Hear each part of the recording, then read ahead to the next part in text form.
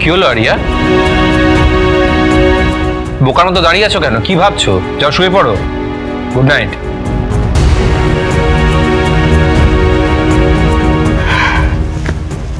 Seriously Arya, what is wrong with you?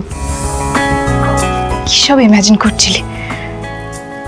এক্ষুনি dad ধমকটা না দিলে ড্যাডকে সৌম্য মনে করে কি না কি বলে ফেলতিস।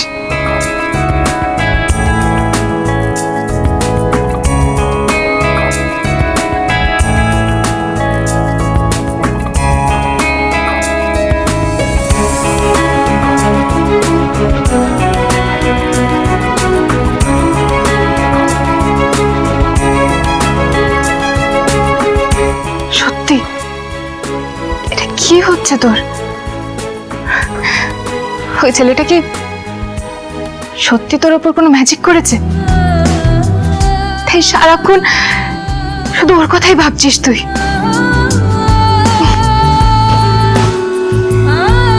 মনে হচ্ছে আর স্বপ্নেও ওই আসবে। আর সত্যি ঘুম হবে না আমার।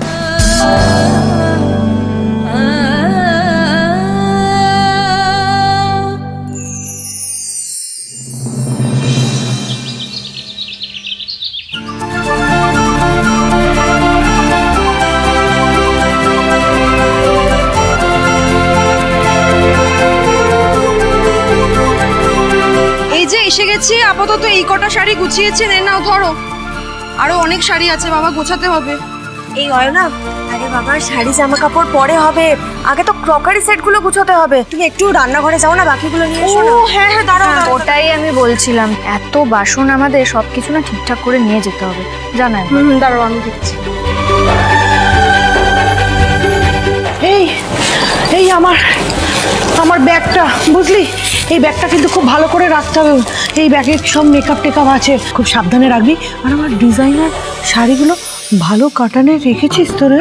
আরে ডোন্ট ওয়ারি ম্যাডাম, সব লিখে দিয়েছি, পরে চেক করে নেবেন। শোনা ছেলে বলছে এইভাবেই কিন্তু আমার স্কিন কেয়ারগুলো সুন্দর করে।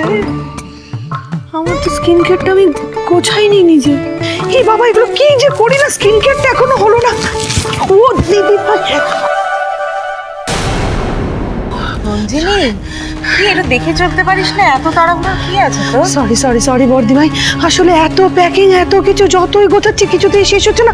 আমার স্কিন কেয়ার গুলো দাঁড়াও, আগে বাকি আছে বুঝে। বাক্স প্যাটরা গুছিয়ে বাড়ি বদল করাটা আমার একেবারেই ভালো লাগছে না, একদম আমার সায়নি। তা বড় জেম্মা, তোমার যদি মনে হয় তুমি তো থেকে যেতে পারো, কটা দিনের তো ব্যাপার, আমরা তো চলে আসবো আবার। থাকতাম, থেকেই যেতাম। নেহাত কেশব দাদুভাই ছাড়া আমি থাকতে পারি না, তাই। আরে সমী, আদি কোথায়? মানে কাজকর্ম করছে নাকি ও এই সমস্ত বাক্স প্যাটরা গোছানোর কাজে আছে? যাক বাবা, যেতে যখন হবেই আমার ব্যাগটা গুছিয়ে আনি।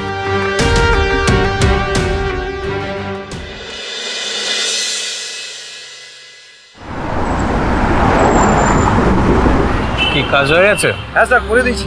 একটা কথা বুঝলাম না, সেই কবে থেকে আপনার গাড়ির কাজ করছি আমি, কিন্তু আজ হঠাৎ করে আপনার মতো এত বড় একজন মানুষ এইভাবে।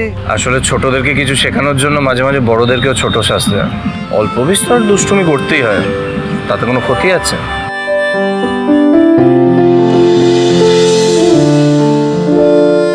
আচ্ছা এই নিন আপনার টাকা, এই কাজটার জন্য থ্যাংক ইউ। স্যার, এইটুকু কাজের জন্য এতগুলো টাকা?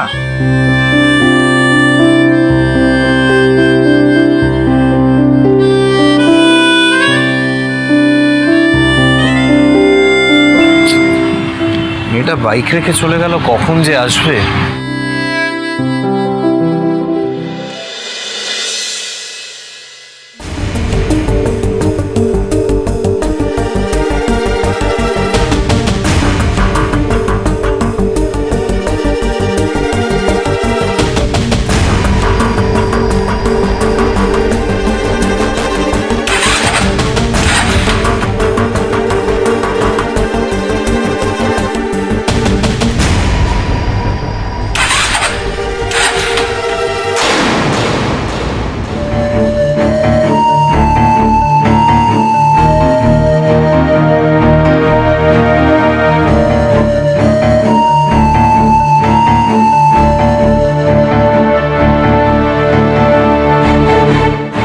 সরি শ্রী, আজ তোর বাবার কারসাজির জন্য তোর বাইক স্টার্ট হবে না।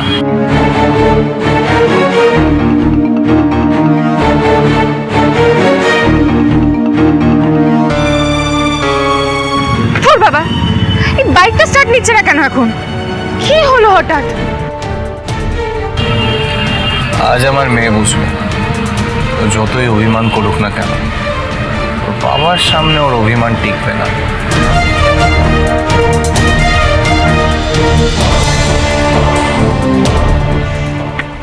ড্যাম ইট, গাড়িটা তো গেছে মনে হচ্ছে। কখন সারাবো আর কখন কলেজ যাব? এমনিতেই দেরি হয়ে গেছে। আজ তো সৌম্যকে ওই গিফটটাও দেওয়ার আছে। গিফটটা পেয়ে ওর মুখের হাসিটা as soon as possible দেখতে চাই আমি। কিন্তু গাড়িটা চললে তো, আমি গাড়িটা না চলে কলেজ পৌঁছবো কি করে? ধুর বাবা, come on let's go.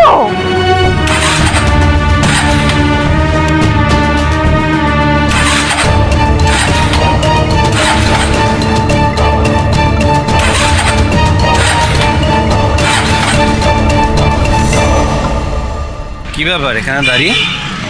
Bike চলছে না? আচ্ছা তুমি কলেজে যাচ্ছ? আমি তাহলে তোমায় ড্রপ করে দিতে পারি, আমি ওদিকেই যাচ্ছিলাম, কোনো অসুবিধা নেই। অবশ্য যদি তুমি চাও।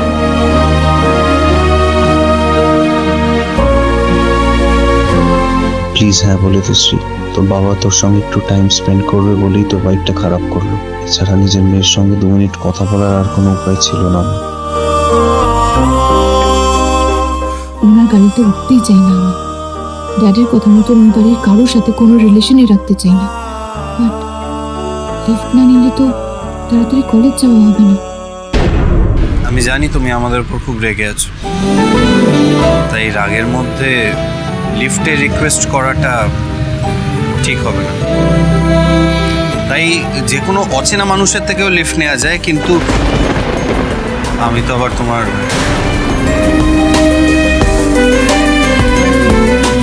আজ না অচেনা মানুষ ভেবে আমার থেকে লিফট নিয়ে নাও। আমি তোমার হেল্পই করতে চাইছি, বিশ্বাস করো। হেল্প নেওয়া ছাড়া তোর কোনো অপশন নেই। গুড গার্ল, এসো।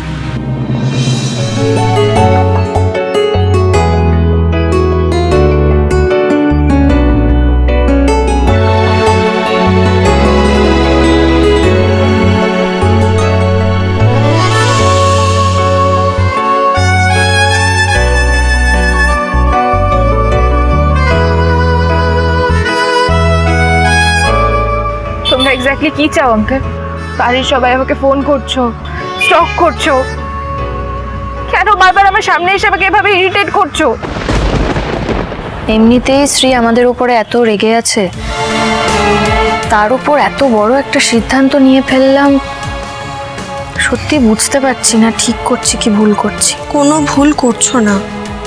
সন্তানকে সঠিক পথে আনার জন্য বাবা মাকে যদি সোজা পথ ছেড়ে ব্যাকা পথ ধরতে হয়, তাতে কোনো অন্যায় নেই শুভ।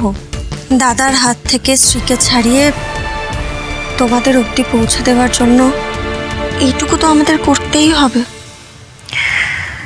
কি জানি, এতে তো শ্রীয়ের উপরে আরো চাপ বাড়বে। মনে মনে ওর আরো রাগ হবে, আরো অভিমান হবে, আরো কষ্ট হবে।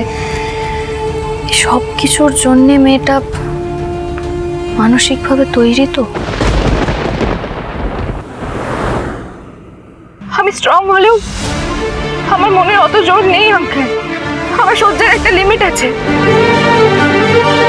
আমি পাচ্ছি না আঙ্কেল, আমি সত্যিই পাচ্ছি না।